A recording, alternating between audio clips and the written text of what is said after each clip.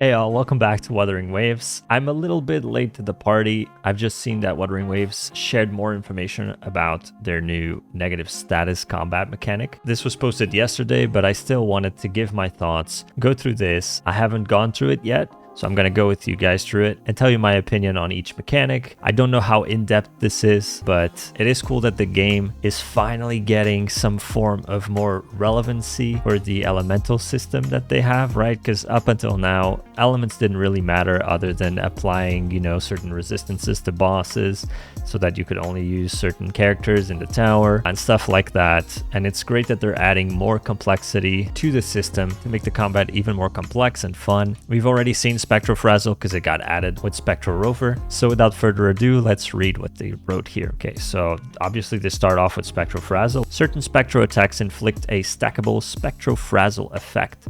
Spectral Frazzle effect deals spectral damage to the target at regular intervals during its duration, while reducing one stack of Spectral Frazzle effect. So essentially it's like a dot, right? You put Spectral Frazzle on the enemy, and as long as they have stacks, every few seconds it will proc that damage and reduce one stack. The damage inflicted by Spectral Frazzle effect depends on the resonator's level, the enemy's defense and damage res, and the number of Spectral Frazzle effect stacks. It is not influenced by the resonator's attack, crit rate, or other factors. So obviously this is a lot like HSR, where the character level is what matters the most. So for characters that do this, like Phoebe, Spectre MC, you will want to have the absolute max level you can have, because that will be a huge multiplier. Other than that, yeah, we got enemy's defense, which we do have characters in the game that reduce, and damage res, which we also have in Spectre MC specifically. So if we go in the game here, we look at Spectre MC's latest resonance chain.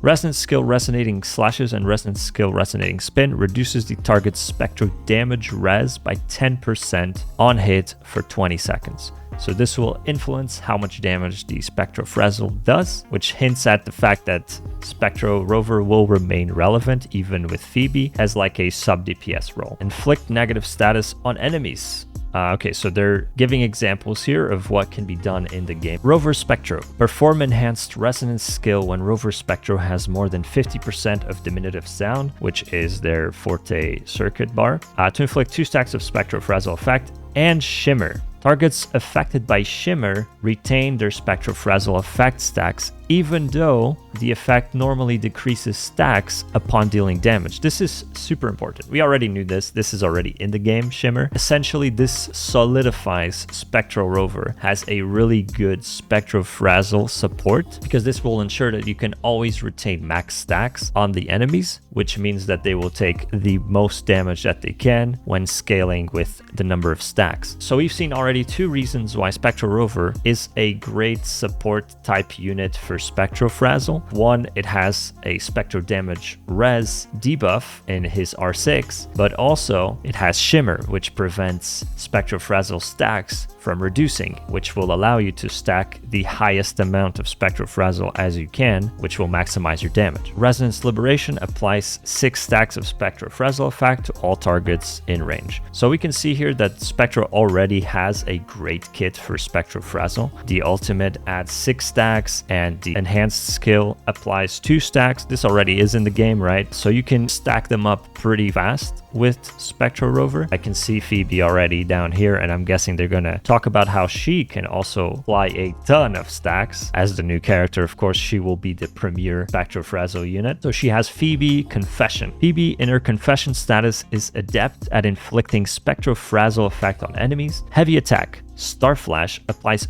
5 stacks of Spectral Frazzle effect to the target. Upon entering the Confession status, Phoebe can immediately perform Heavy Attack Starflash twice, which means that you immediately can apply 10 stacks of Spectral Frazzle. Resonance Liberation inflicts 8 stacks, so 2 more than the Spectre MC, of Spectral Frazzle effect on the target. So we can see here they're not saying anything about Shimmer. Phoebe's probably not going to have Shimmer in her kit, which heavily hints at the fact that you'll want to run Phoebe and Spectre MC. Phoebe as the main DPS, Spectral Rover as the support type DPS, providing spectral damage res and Shimmer. If multiple resonance resonators apply Spectro-Frazzle effect to the same target, its base damage is determined by the highest level resonators. So this is very important as well, because earlier I said you want your Spectro-Frazzle characters to be max level to maximize your damage, but I guess in a situation where you have Phoebe and Spectro Rover together, only Phoebe needs to be max level. Of course, you'd want Phoebe to be max level because she's going to be the premier unit, and then Spectro could be lower level if you don't want to make that investment, and it would still maximize damage because the game will take into account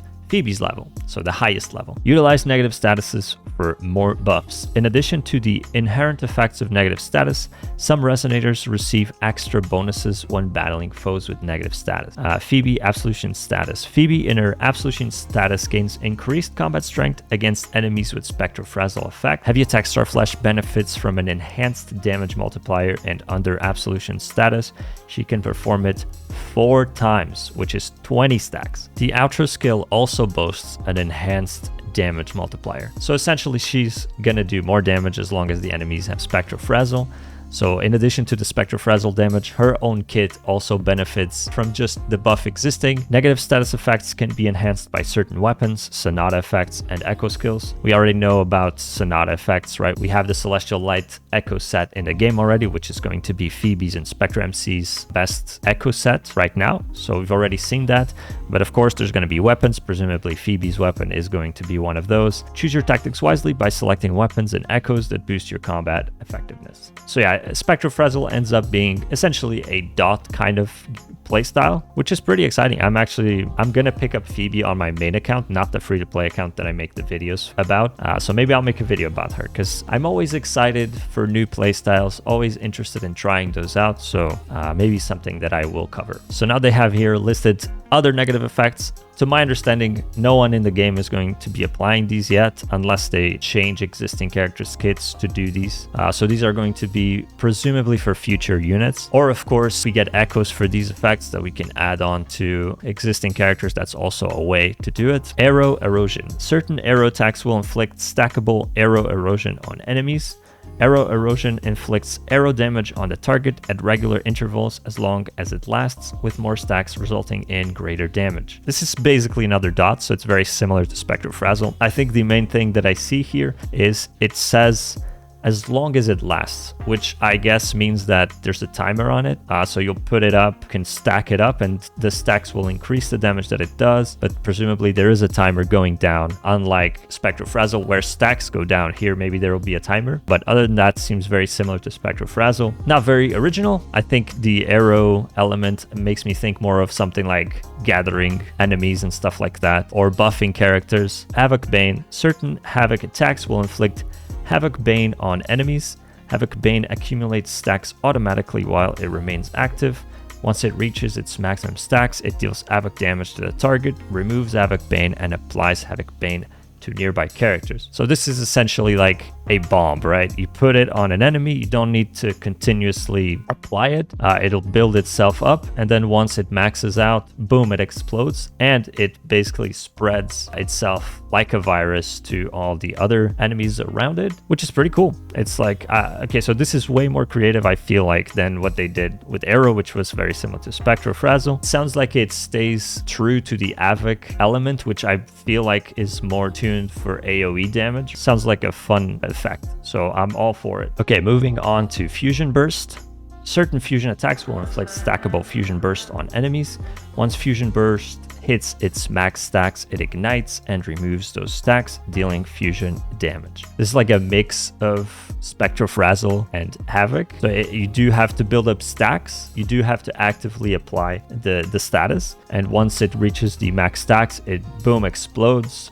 There's no spreading mechanic, so it just explodes and removes those stacks. So obviously this is going to do more damage than the Havoc Bane because it's a one-time thing that you have to build up to yourself. So this is probably going to be a big nuke, I would guess, while Havoc Bane will be a lower damage but more frequent maybe. Then we have Glacio Chafe. Certain Glacio attacks will inflict stackable Glacio Chafe on enemies. As Glacio Chafe stacks increase, the target's speed gradually decreases. Upon reaching max stacks, the target is frozen and stacks of glacial chafe are removed. So obviously this is very much on theme with ice, right? Freezing. I think that's really cool. It could be a little OP if they don't make it too strong. It's just a fun mechanic. I think freezing is pretty satisfying. Finally, we have Electro Flare. Certain Electro attacks will inflict stackable Electro Flare on enemies. While Electro Flare is active, it weakens the target's attack with more stacks, further reducing their strength. Okay, so this is more like a survivability effect. It doesn't really affect damage at all or gameplay that much. You just basically take less damage. I would say this is probably the least interesting one. Like for me personally, doing more damage is more exciting. I don't know, if I play an Electro team, I'm not really gonna care about this. I don't really need the survivability. Hopefully this is something that they either build on or they might rework this in the future. For most people, this will be the least interesting one. But yeah, I mean, it's great that we're finally getting negative effects added. So the elemental system is getting more depth. I feel like this page that they put together here was really helpful. I think they had some good information here. And I'm excited to see where they take these elements. I'm guessing they're going to slowly add echo sets that allow characters to apply this, or new characters will come out with kits that apply these things. I like that they're adding more and more depth to the combat. The combat's already really good, but I do feel like there was something missing with the elemental stuff. And you know, maybe in the future they'll add actual reactions where elements can interact with each other. That would be super interesting. Thanks for watching the video. I'll see you in the next one. Peace.